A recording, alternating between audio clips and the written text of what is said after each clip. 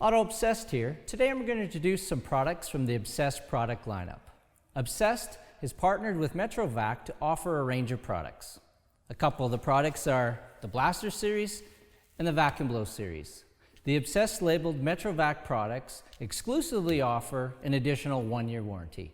Now let's take a look at the Vac and Blow Series. This is the MetroVac Vac and Blow 4 horsepower unit. Auto Obsessed has been using this unit professionally for several years and we absolutely love it.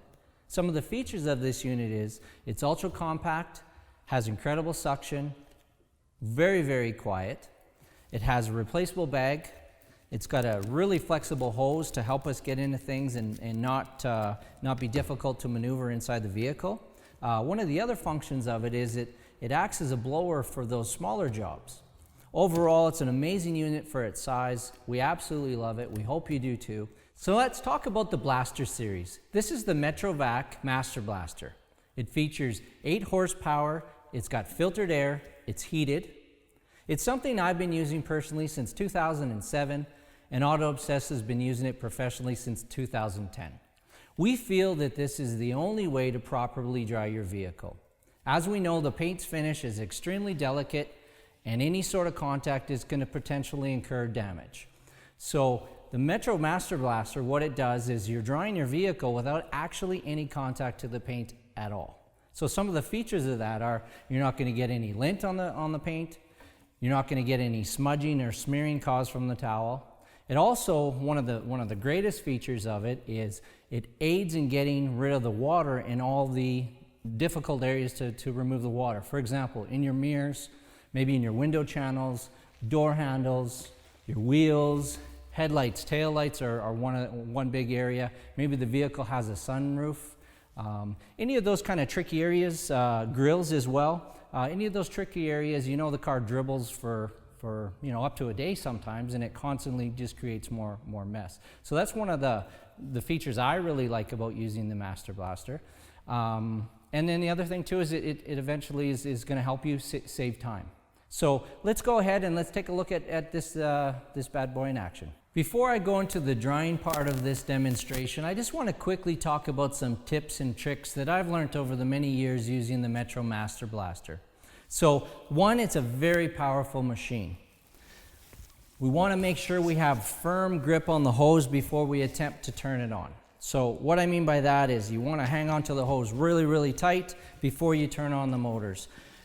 I would suggest you turn on one motor at a time. So hang on to the hose, we're going to turn on one motor, then we're going to go to the second motor. So first motor, second motor. Okay. Another thing is the unit itself isn't that loud, but it is once it starts reflecting. So your hearing protection is really important. You have to use your ears for many years to come, so be smart, use some safety there. When you're using it, when it gets really loud is just when the dryer starts, the airflow starts reflecting off the surfaces. The wheels, once it starts hitting the lug nuts and bouncing off, etc. So use hearing protection. The other thing is when hanging onto the hose, I'm already set up, I've been using this for so many years, it's just natural for me now. But I've got the hose around me over my shoulder and I'm hanging onto it with one hand and hanging it on to it with the second hand. I've got full control of the hose on my main hand here, on my right hand, and I'm hanging onto it from the back. And the reason why I'm doing this is, one, extra control, but two, more importantly, is just when I start leaning over the car, I'm not going to have the hose contact the car and potentially do some damage. So that's pretty important. Some of the tips when we're drying the car now, I want to dry from the top of the vehicle and work my way around it. I want to push the water down the car. And then some of the areas that I know are going to be tricky, we've got a windshield channel here, cowling, the window here, maybe the antenna, maybe the car has a sunroof. I want to spend a little bit more time on that before I dry the rest of the area. That way it's going to prevent water from splashing maybe on the areas I've already covered. Maybe there's a little bit of debris that's still left in there that the wash and rinse didn't take out. So I want to kind of deal with that first. So what I mean is I'm just going to spend some time on the seal. Just going to work the seal area. I get the seal cleaned out, come around, and then I'm going to start pushing the water off the roof. off the windshield, off the side windows, and around.